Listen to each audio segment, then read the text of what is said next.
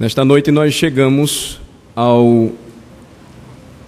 última mensagem no livro do profeta Malaquias. Eu convido os irmãos a localizarem comigo Malaquias capítulo 4. E é neste capítulo que nós iremos estudar e também concluir a nossa série de mensagens no livro que traz a sentença da palavra do Senhor para o seu povo.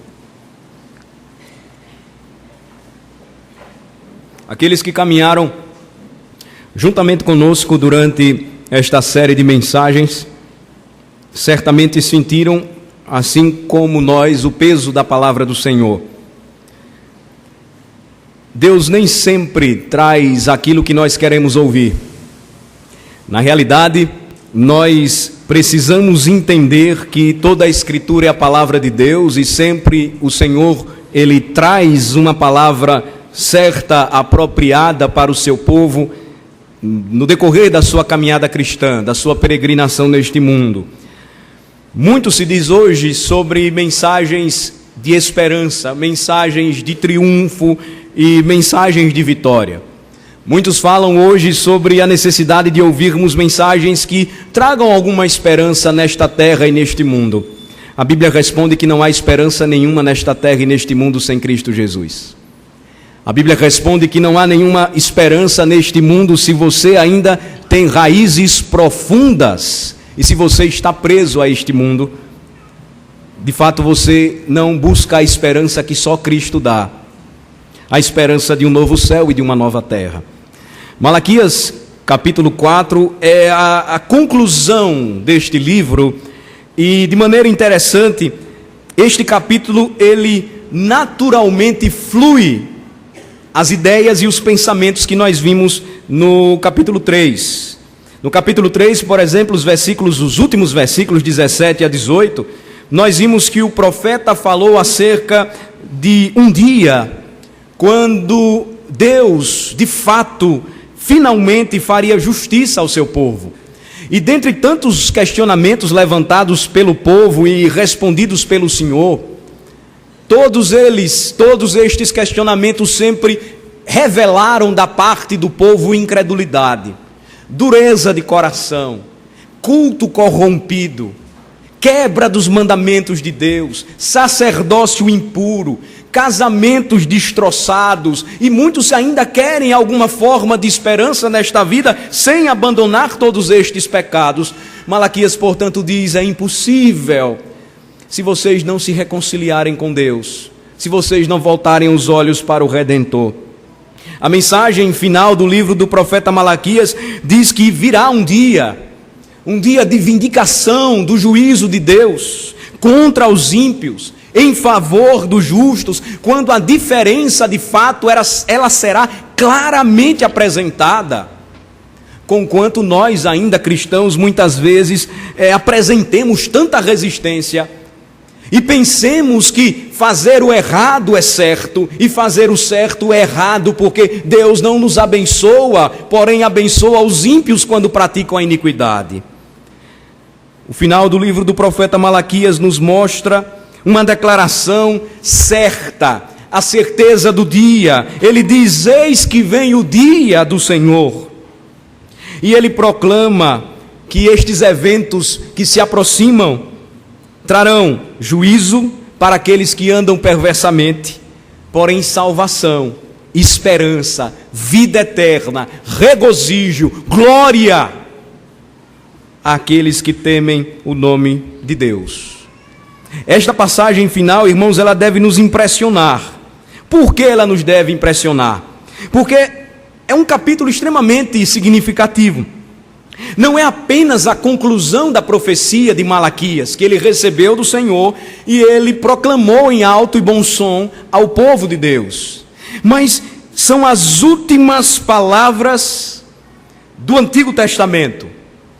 São as últimas palavras de um longo período de 400 anos de silêncio da parte de Deus.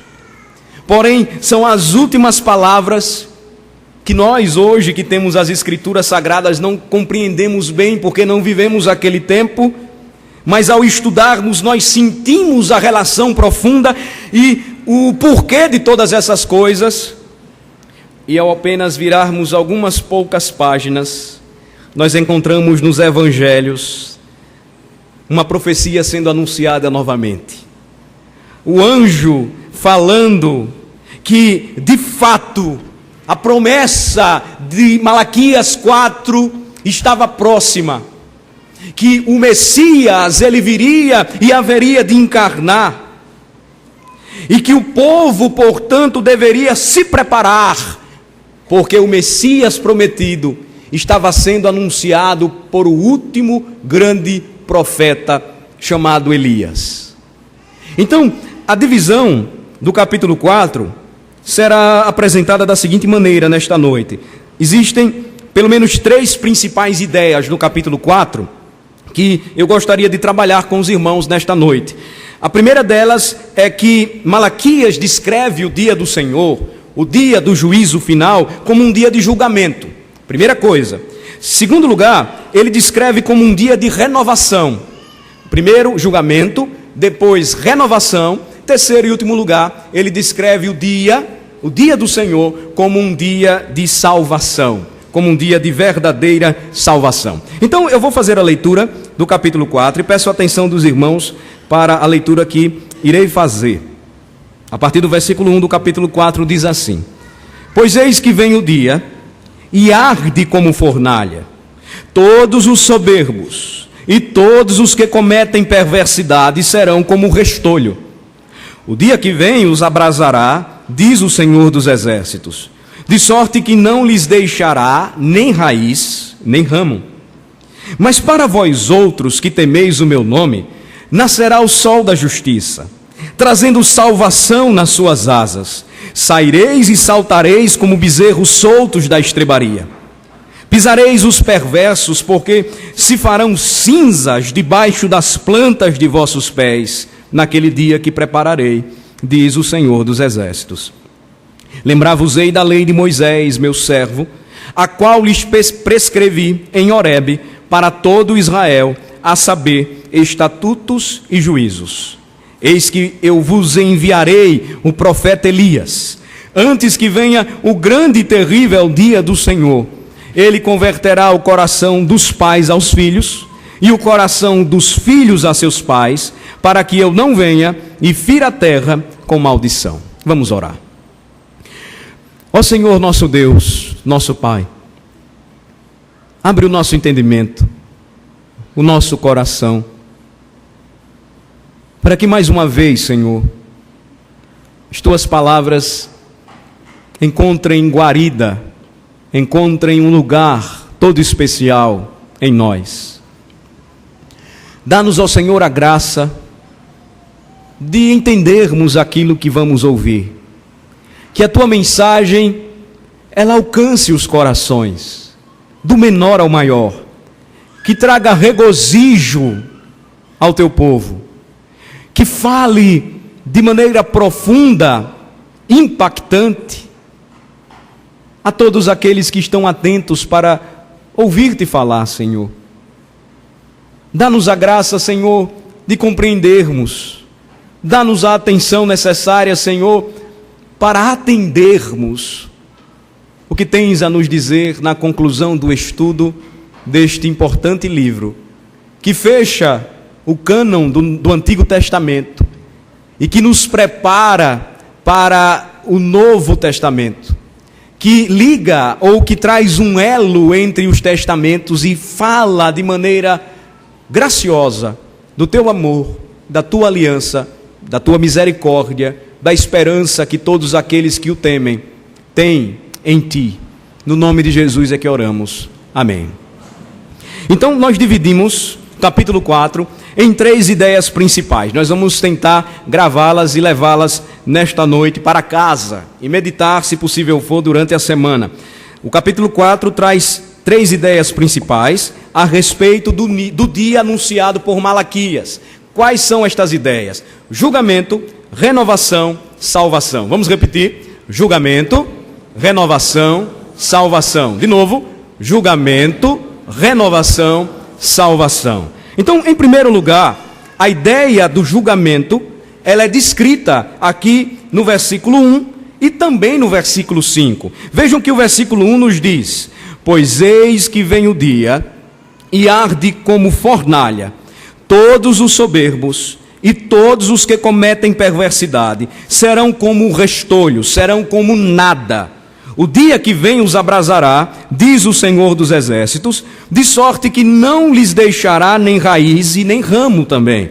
E no versículo 5, vamos ler juntos: eis que eu vos enviarei o profeta Elias, antes que venha o grande e terrível dia do Senhor. Então há uma expressão aí também a respeito deste grande dia que virá, e ele é chamado grande e terrível dia do Senhor. Percebam que há uma mensagem muito clara para o povo de Deus, para que este povo não se desespere em meio à sua peregrinação. É uma conclusão aqui que traz para nós uma mensagem de esperança. Na realidade, o desejo de muitos cristãos por uma mensagem de esperança nos dias atuais não é esta descrita no capítulo 4 do profeta Malaquias. Sejamos honestos. A mensagem de esperança que muitas vezes nós desejamos ouvir é: continue pecando, continue fazendo as coisas erradas, continue transgredindo a lei, e vai dar tudo certo no final. Continue sendo desobediente, continue praticando a injustiça, continue ultrajando a cruz e envergonhando o nome do Senhor, porque no final tudo dará certo e todos serão salvos. Notem que o profeta Malaquias nos diz é que quando o Senhor julgar a terra, ele trará grande e terrível maldição contra aqueles que viveram e praticaram a injustiça.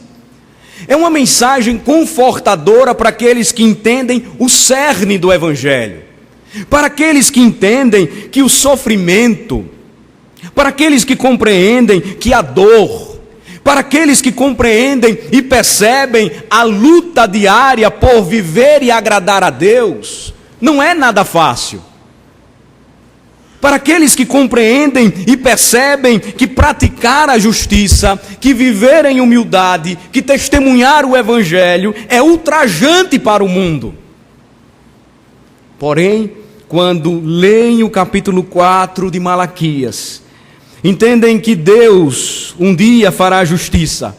E quando Ele fizer isso, segundo o versículo 18 do capítulo 3, todos nós veremos a diferença que o Senhor faz entre o justo e o perverso, entre o que serve a Deus e o que não serve. O que o profeta diz claramente é que o que vem pela frente, e é o que ele está contemplando e anunciando para o povo de Deus, é que esta inauguração do dia do Senhor e do dia do juízo estaria muito próxima. Na realidade, se passaria um bom tempo, se silenciaria o Senhor por 400 anos, dada a maldade e a incredulidade do povo, mas para aqueles que temiam ao Senhor e que tinham um memorial escrito no livro da vida do Cordeiro, este dia ele viria, ou haveria de vir, quando o próprio Senhor Jesus Cristo aparecesse e inaugurasse então o tempo do fim ou os últimos dias.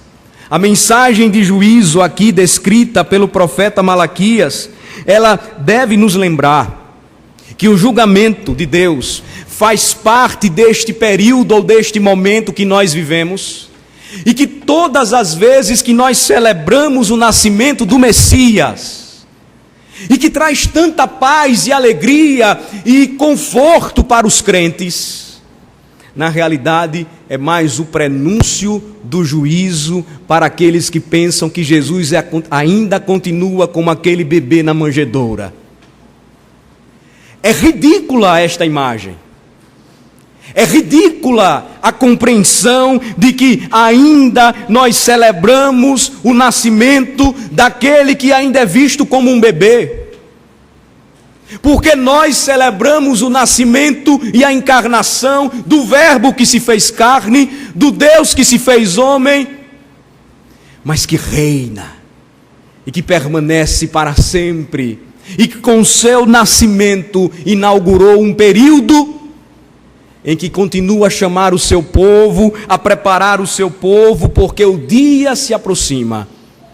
Quando nós lemos, irmãos, Marcos 13, quando nós vemos, irmãos, tudo aquilo que o Senhor Jesus Cristo falou, nós precisamos entender e abraçar com muita convicção em nosso coração o verdadeiro sentido do Natal, ou o verdadeiro sentido da Páscoa, que é muito misturada com os valores e as ideias do homem ou do mundo. E não nos esqueçamos, quando nós cantamos louvores porque Cristo nasceu, quando nós cantamos louvores porque um dia o Senhor se apiedou de nós e enviou o seu único Filho, Ele fez isso.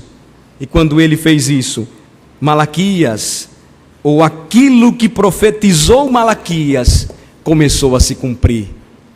Vejam, um bebê haveria de crescer, haveria de se fortalecer, sendo o próprio Filho de Deus, haveria de cumprir o seu ministério, haveria de pregar a cruz, e ele mesmo experimentar a cruz, para trazer salvação para os crentes, para que Deus pudesse fazer diferença entre aquele que o serve e aquele que não o serve. Por isso, meus irmãos, esta primeira ideia, esta primeira verdade sobre o julgamento, ela não pode, ao mesmo tempo, deixar de ser anunciada e, ao mesmo tempo, deixar de nos motivar a continuar firmes, de pé. Porque se estamos em Cristo, como nosso irmão orou hoje pela manhã, quem intentará acusação contra os eleitos de Deus? Se é o próprio Deus que nos justifica. Quem poderá nos arrebatar das mãos do Cordeiro de Deus? Se foi Ele mesmo que derramou o seu sangue por nós.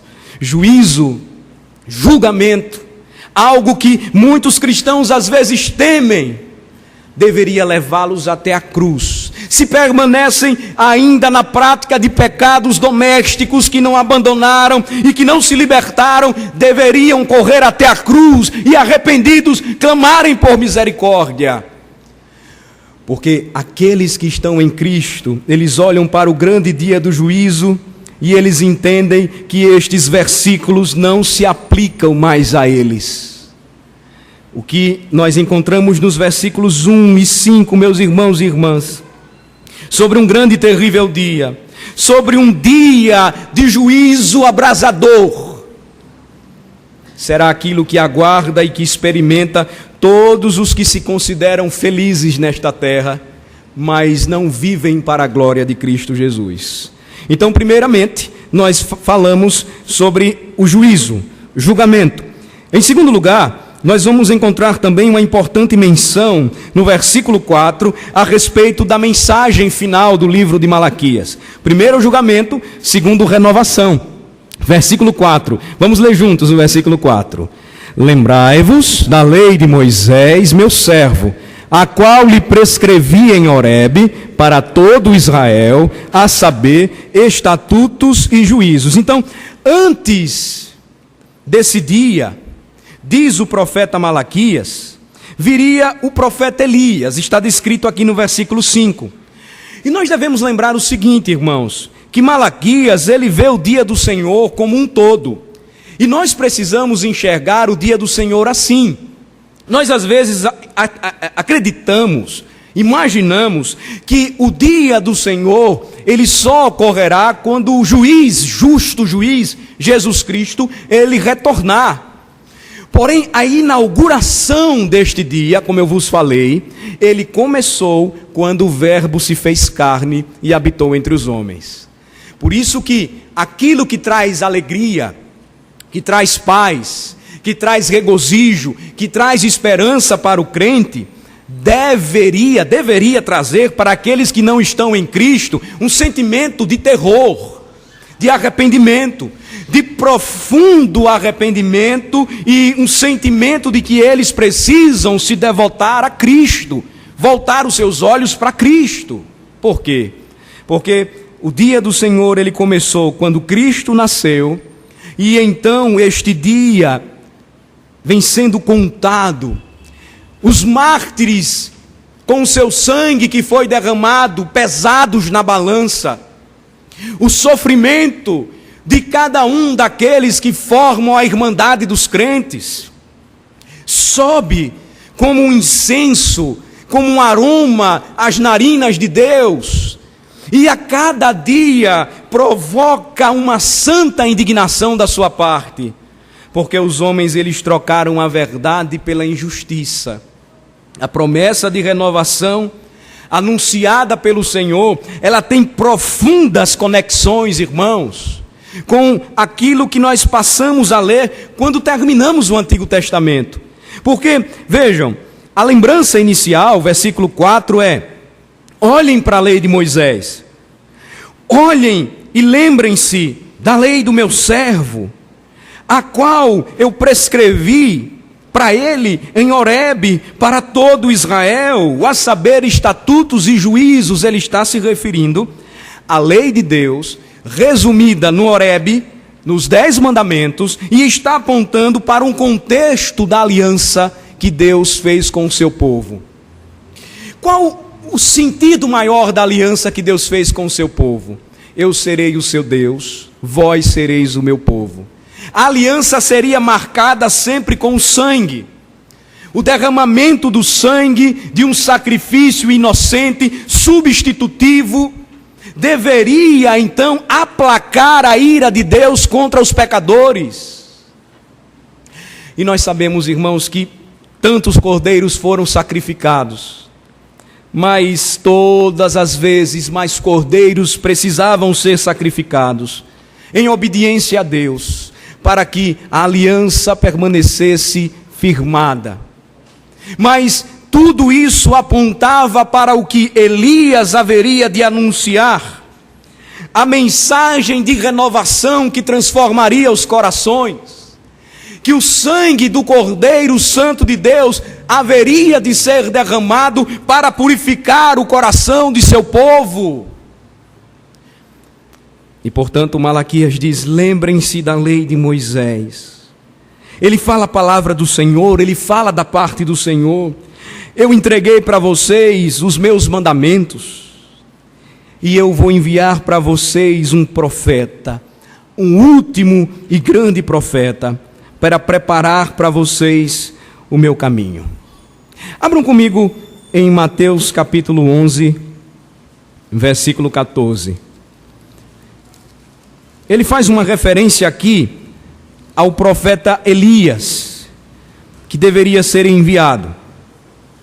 Na realidade, Elias aqui personifica, ou melhor, prefigura justiça, amor à lei de Deus, vida de santidade. Lembrem-se da história de Elias, que lutou pela preservação de um culto puro a Deus em Israel, que lutou e amou tanto ao Senhor, que enfrentou sozinho 450 profetas de Baal, que o Senhor o amou tão profundamente que ele nem mesmo experimentou a morte. E entre os judeus havia a ideia que, porque ele não morreu, ele haveria de vir segunda vez para preparar o caminho do Messias. Mas quando nós lemos os evangelhos, nós vamos entender a respeito de quem o Senhor Jesus estava se referindo, ou a respeito de quem Malaquias estava se referindo, e o Senhor Jesus então vai dizer de fato quem era Elias. Mateus capítulo 11, a partir do versículo de número 7.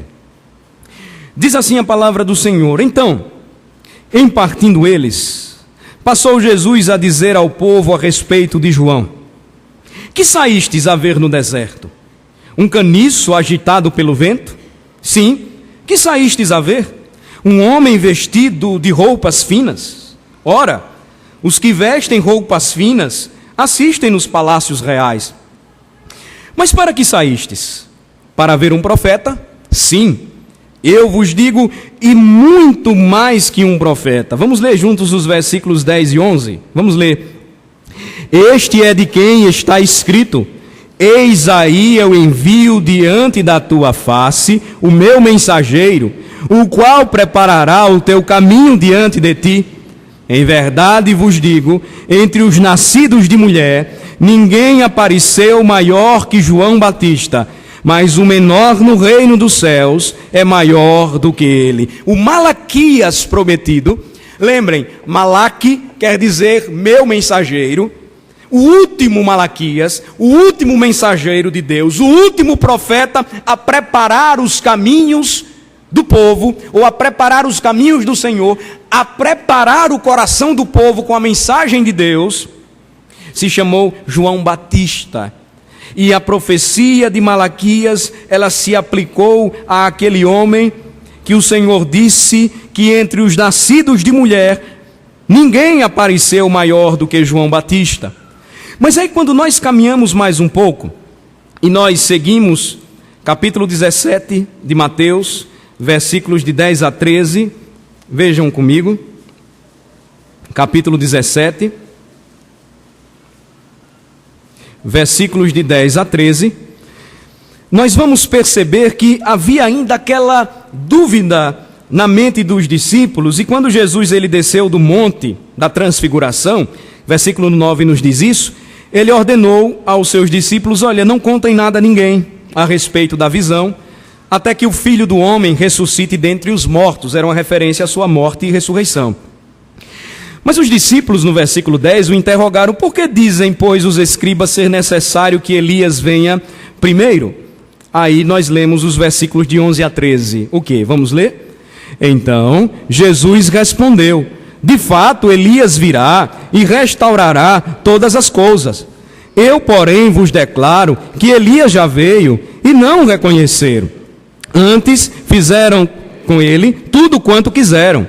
Assim também o Filho do Homem há de padecer nas mãos deles. Então os discípulos entenderam que ele lhes falara a respeito de João Batista. Então notem que há uma mensagem a respeito de um homem que seria levantado como o último profeta. Ele traria uma mensagem transformadora aos corações, uma promessa de renovação. O povo deveria ser preparado para esse dia pelo ministério de Elias, e que resultaria em preparação para o retorno de Cristo Jesus. Agora, como é que nós resolvemos o problema afirmado pelos espíritas de que a Bíblia fala a respeito de reencarnação? Os espíritas afirmam que João Batista foi a reencarnação do profeta Elias. Como é que nós podemos responder isso, uma vez que estas passagens, elas apenas afirmam que, de fato, João, ele seria o Elias daquela época? Abram comigo em Lucas capítulo 1. Lucas capítulo 1. Capítulo 1. A partir do versículo de número 8, onde nós encontramos as predições referentes a João Batista. A partir do versículo 8, capítulo 1. Eu peço aos irmãos, versículo 8, perdão, capítulo 1, versículo 8. Isso aí. Diz assim: ora, aconteceu que, exercendo ele diante de Deus o sacerdócio na ordem do seu turno, coube-lhe por sorte, segundo o costume sacerdotal, entrar no santuário do Senhor para queimar o incenso. Ele está se referindo aqui a Zacarias, o sacerdote. E durante esse tempo, toda a multidão do povo permanecia da parte de fora, orando. E eis que lhe apareceu um anjo do Senhor, em pé, à direita do altar do incenso. Vendo Zacarias, turbou-se e apoderou-se dele o temor. Disse-lhe, porém, o anjo: Zacarias, não temas, porque a tua oração foi ouvida. E Isabel, tua mulher, te dará à luz um filho, a quem darás o nome de João, que quer dizer: o Senhor é a salvação.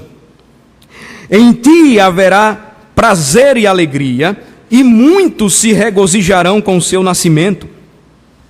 Pois ele será grande diante do Senhor, não beberá vinho nem bebida forte, será cheio do Espírito Santo, já no ventre materno. E aí, versículos 16 e 17, vejam o cumprimento da profecia de Malaquias, predita por Malaquias e agora sendo confirmada pelo anjo a Zacarias sobre João Batista. Vamos ler os versículos 16 e 17. E converterá muitos dos filhos de Israel ao Senhor, seu Deus, e irá diante do Senhor no espírito e poder de Elias, para converter os corações dos pais dos filhos, converter os desobedientes à prudência dos justos e habilitar para o Senhor um povo preparado. Qual a resposta então para aqueles que acreditam e ensinam de maneira equivocada que João Batista foi a encarnação de Elias? O texto claramente afirma que João Batista, ele nasceria como o último grande profeta do Senhor, ele prepararia o caminho de Cristo, porque o versículo 17 diz, irá adiante do Senhor, e aqui está a chave para a compreensão do significado de ser João Batista, o cumprimento profético daquela mensagem de Malaquias. Ele virá no espírito e poder de Elias. Em outras palavras, ele virá assim como Elias. Em outras palavras, o mesmo Espírito do Senhor que levantou Elias no passado, será o mesmo Espírito que vai tomar a vida daquele homem, o Espírito Santo de Deus, e no poder do Espírito, ele viverá como Elias viveu. Então, ele tem características muito parecidas com a vida do profeta Elias. Ele vivia no deserto, ele era um homem que não tomava bebida forte nem vinho, ele se vestia com pele de animais, ele comia gafanhoto e mel silvestre, e ele vem então, assim como o profeta Elias, ungido pelo Senhor. Ele não é a reencarnação de Elias, porque a Bíblia não fala sobre isso, mas assim como Elias, ele foi levantado para, no poder de Deus, segundo o versículo 17, preparar os caminhos de Cristo Jesus, convertendo os corações dos pais aos filhos, convertendo os desobedientes à prudência dos justos e habilitando para o Senhor um povo preparado. Julgamento, renovação, por fim, salvação. Voltemos para Malaquias 4, e aí nós encontramos Malaquias capítulo 4, a última menção que encontramos ou que percebemos no livro, no capítulo 4, a respeito da salvação. Mais uma vez nós encontramos aqui a mensagem de que o Senhor enviaria o Messias, ele seria preparado, ou o seu caminho seria preparado, todo o cenário seria montado pelo Senhor através da instrumentalidade de um profeta. O povo estaria pronto para a chegada do Messias, e a mensagem do grande e terrível dia do Senhor converteria o coração dos pais aos filhos, e o coração dos filhos a seus pais, para que o Senhor não viesse e ferisse a terra com maldição. Mais uma vez nós vemos a verdade que traz o julgamento para um mundo perverso, e ao mesmo tempo a verdade que traz salvação para aqueles que temem ao Senhor. Meus irmãos e irmãs, com efeito, o grande objetivo do dia do Senhor é a glória de Deus. É a glória de Deus manifesta através da salvação da sua igreja. Quando o anjo anuncia a chegada do Messias, e lembrem comigo, ele diz a José: você vai botar o nome desta criança de Jesus, porque ele salvará o seu povo dos pecados deles. Note que a salvação aqui é muito bem descrita. Versículo 2 nos diz o que nós vamos ler agora, capítulo 4, versículo 2. Vamos ler juntos. Mas para vós outros que temeis o meu nome, nascerá o sol da justiça, trazendo salvação nas suas asas. Saireis e saltareis como bezerros soltos da estrebaria. Cristo, é a mensagem do profeta, viria como o sol da justiça para dar luz e cura para os doentes, dar luz e cura para os necessitados de salvação, para os necessitados de coração. E a promessa dada, última, final deste glorioso livro, é que aqueles que fossem alcançados por Cristo, no dia do juízo, eles também julgariam com Cristo os ímpios. O versículo 3 nos diz o seguinte: pisareis os perversos, porque se farão cinzas debaixo das plantas de vossos pés, naquele dia que prepararei, diz o Senhor dos Exércitos. O Senhor então diz que nós vamos compartilhar da sua vitória e esmagaremos com os nossos pés os ímpios.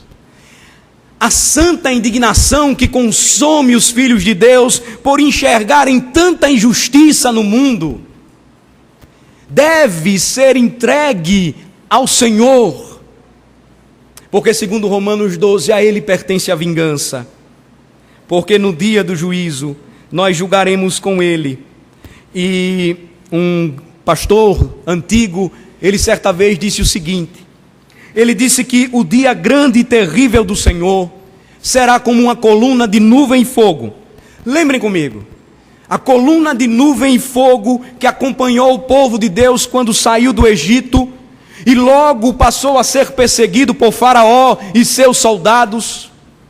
Para os ímpios significava trevas, porém para o povo de Deus trazia luz, salvação e iluminação para o caminho daqueles que estavam rumo à terra prometida. É justamente isso, meus irmãos e irmãs, que Cristo veio fazer por nós. É justamente nesta promessa que nós devemos nos agarrar. É justamente com esta intenção e desejo no coração que nós somos ensinados a olhar para Cristo, a olhar para frente, a olhar para esse dia, guardando-nos da corrupção deste mundo.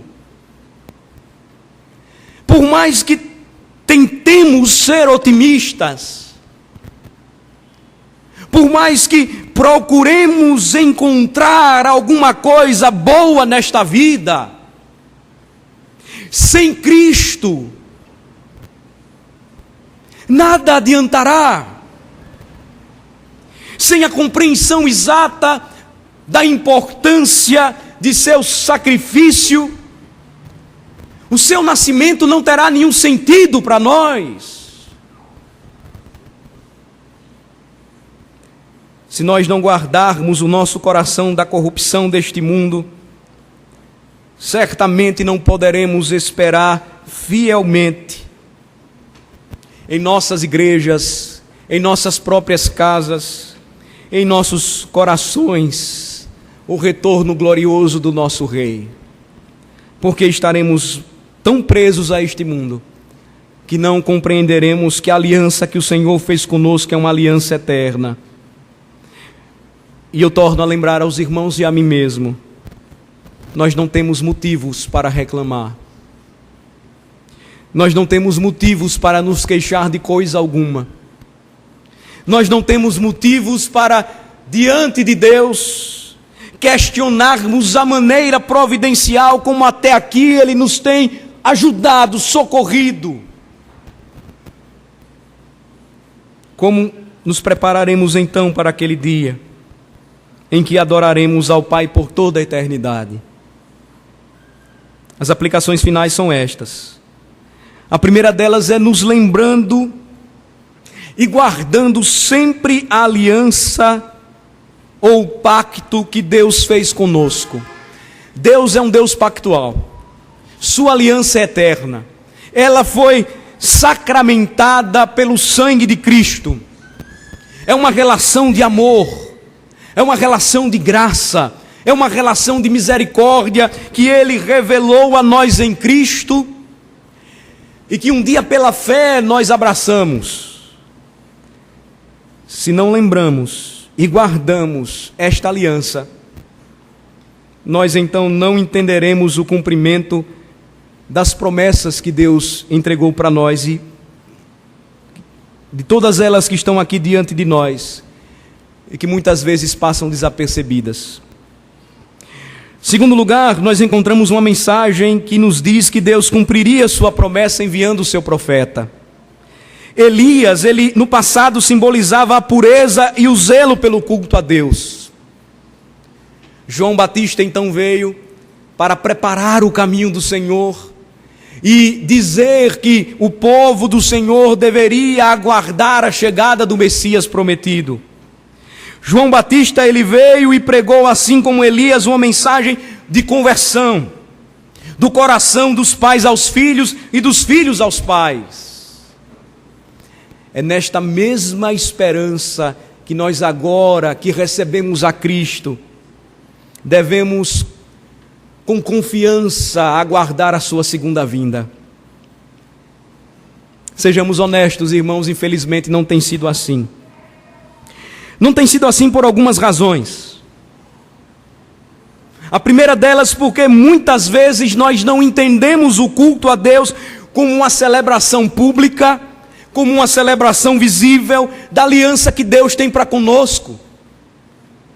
O culto muitas vezes para nós é um momento de relax, é um momento para passarmos o tempo, é um momento para entretenimento, é um momento para olharmos assim, como nossos filhos cantam tão bonitinho, para batermos fotos, para fazermos o nosso show. Nós, por vezes, perdemos o conceito de que é aqui o ponto culminante, nesta celebração, o ponto culminante de uma nação que peregrina, de uma nação que diz: Cristo venceu, e portanto liberta está a minha alma. Nós devemos cultuar a Deus, e cultuar a Deus, irmãos, deve ser uma atitude do crente sem olhar as circunstâncias. Eu penso que é a parte mais difícil para nós. Vocês querem um exemplo? O que é que acontece muitas vezes quando nós estamos bem? O que é que acontece muitas vezes quando nós estamos sobre a crista da onda? Nós temos tantos afazeres, nós temos tantas obrigações ou preocupações, nós não temos tempo para Deus. Ter tempo para Deus quando nós estamos bem é perder tempo. O que é que acontece quando nós estamos mal? Nós corremos para as reuniões de oração da igreja. Nós corremos para a escola dominical. Nós corremos e buscamos a presença de Deus.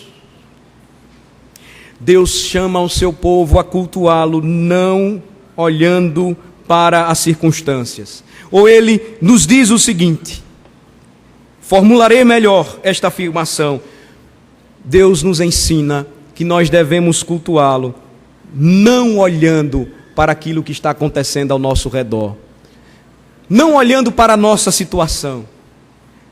Meus irmãos, a Bíblia nos traz importantes lições a respeito disso. A respeito de como os profetas louvaram o Senhor mesmo na prisão, como os apóstolos louvaram o Senhor mesmo na prisão, como os nossos irmãos louvam ao Senhor mesmo ainda hoje na prisão.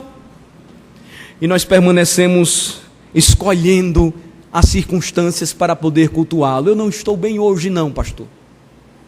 Eu não estou bem. Eu não vou adorar a Deus. Deus diz para você e para mim: eu não quero que você me adore segundo as circunstâncias da sua vida. Eu desejo que você me adore da maneira como eu revelei a você. Mãos limpas, coração puro. E isso só é possível em Cristo Jesus. Nós devemos cultuar a Deus de forma apropriada. Nós devemos cultuar a Deus dando o nosso melhor no culto. É uma diferença de adorar a Deus segundo a situação que nós estamos passando.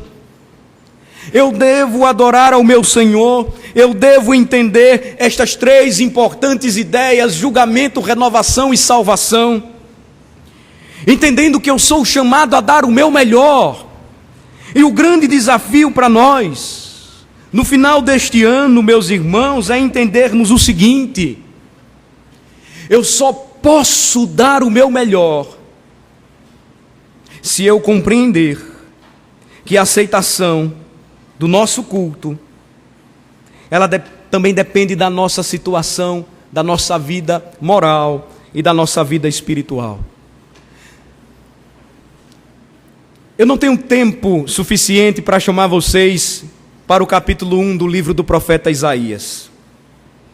Mas eu queria desafiar a vocês, antes de dormir nesta noite, a ler o capítulo 1 do livro do profeta Isaías. É de lá que Cristo, ele extrai aquela expressão que diz: este povo me louva com os lábios, mas o seu coração está longe de mim. Porque o Senhor, ele estava saturado daquilo que o povo estava fazendo, daquilo que o povo estava oferecendo, mas com uma vida moral e espiritual totalmente longe dos preceitos de Deus. Lembrem comigo, irmãos e irmãs, só entenderemos o significado do julgamento, da renovação e da salvação que o livro de Malaquias nos apresenta em Cristo Jesus.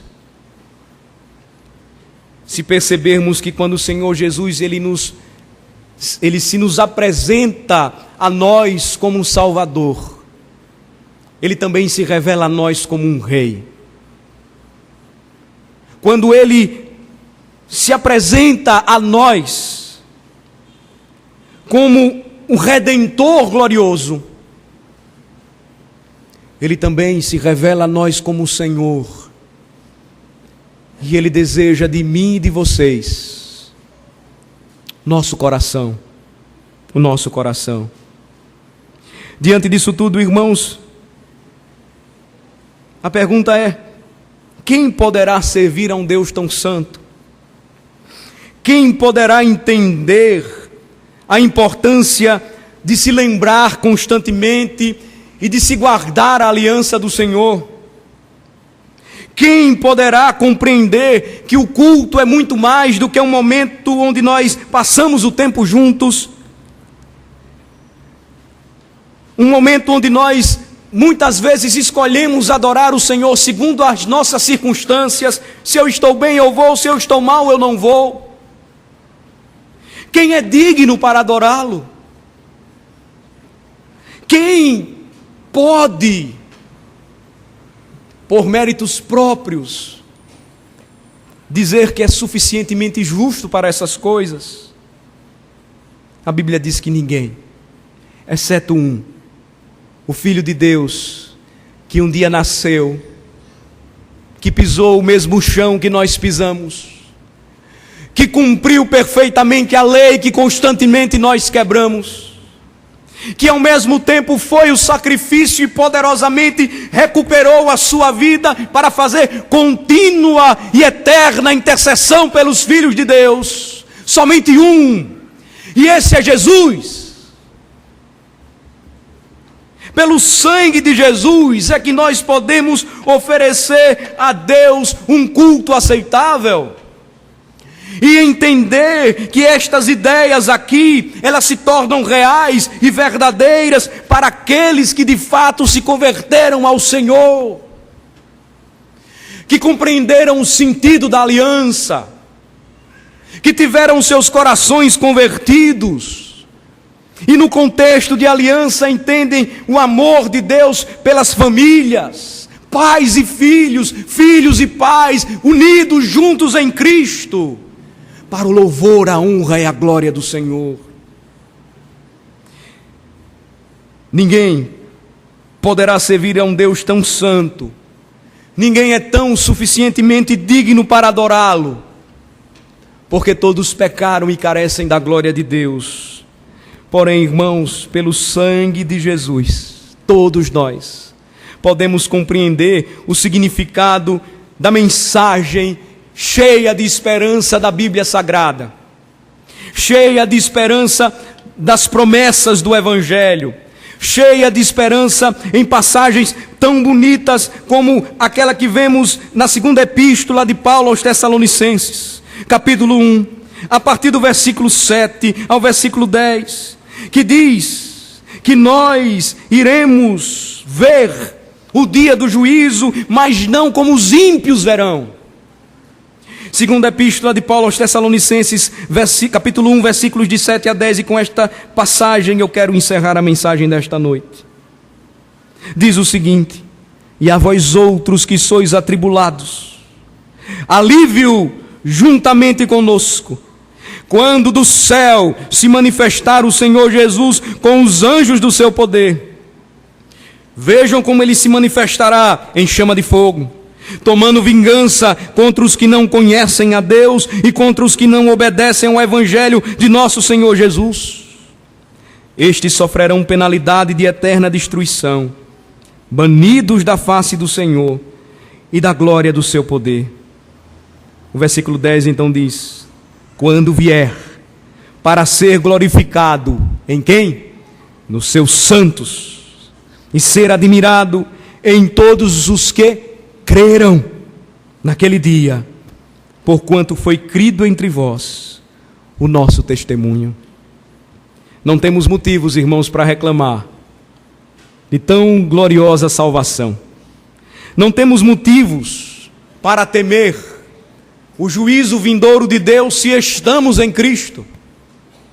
Só temos motivos para agradecer e cantar como o autor: vinde, ó cristãos, regozijai-vos, o Senhor não tardará, glorioso vem o dia em que Cristo voltará. Louvemos ao Senhor com uma oração. Ó Senhor, nosso Deus e nosso Pai, muito obrigado pela oportunidade de estudarmos este livro, de entendermos a gloriosa mensagem pré-anunciada nos dias de Malaquias e que se cumpriram de maneira cabal em Cristo Jesus. Nós te louvamos, ó Senhor, porque a razão pela qual estamos aqui não é porque somos melhores, não é porque somos suficientemente justos, não é porque somos bons, mas é porque por tua graça fomos salvos, e por meio da fé nós cremos no Senhor, um dom, um presente que o Senhor nos deu, para que nos gloriássemos somente em Ti. Ó Senhor, retira do nosso coração todos os sentimentos carnais, pecaminosos, que não nos permitem enxergar a beleza de esperar e aguardar no Senhor e adorar a Cristo, não olhando para as circunstâncias. Porque, como o Senhor mesmo nos ensinou, as tuas bênçãos não podem ser medidas através da prosperidade material, da prosperidade que temos neste mundo. Mas as tuas bênçãos, elas são medidas quando nós temos a compreensão, a convicção de uma palavra que desceu ao nosso coração, de um evangelho que nos transformou, o poder de Deus, e nos levou até Cristo, e nos fez crer somente em Cristo, e receber somente Cristo como nosso único e suficiente Salvador. E trouxe para nós a mensagem de que o dia do retorno do Rei se aproxima, que o juízo do Senhor é iminente, que a promessa de renovação e transformação dos corações é real, e por isso a salvação chegou até nós, e continua a alcançar e a tomar corações. Ó Senhor, nós louvamos o Teu nome, e te pedimos um coração quebrantado, compungido, contrito, para que ofereçamos sempre o melhor ao Senhor, para que busquemos sempre viver e morrer a cada dia para Cristo Jesus.